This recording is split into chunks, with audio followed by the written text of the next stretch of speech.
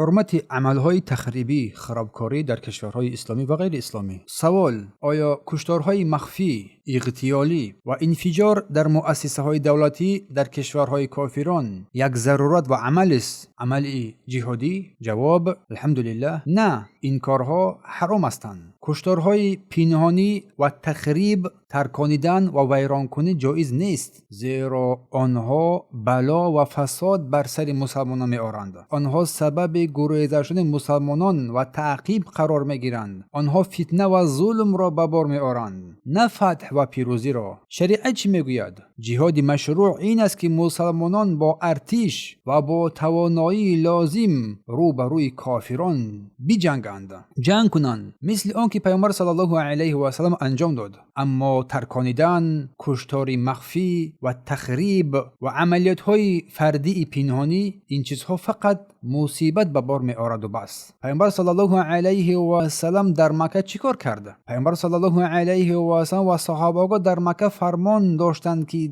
دستان را باز دارند، از جنگ خود را باز دارند. و الله می فرماید در سوره نساء آیه 77: الم تر الی الذین قیل لهم کفوا ایدیکم و اقیموا الصلاة و آتوا الزکات. آیا ندیدی کسانی را که به آنها گفته شد دستانتون را باز دارید و نماز برپا دارید و زکات بدهید؟ در مکه مسلمان ها قدرت نداشتند. اگر یک کافر را میکشتند، تمام کافران بر بالای مسلمان ها حمله میکردند و مسلمان را نابود میکردند. از این رو هیچ کشتار و تخریب در مکه نکردند، بلکه به صبر زندگی میکردند و دعوت و رسانیدن رسالت مشغول بودند. جنگ تنها بعد از هجرت و تأسیس دولت اسلامی در مدینه فرمان داده شد. منبع: شیخ صالح الفوزان، کلمات روشن از علما در باره تروریسم، صحیفه 113-114.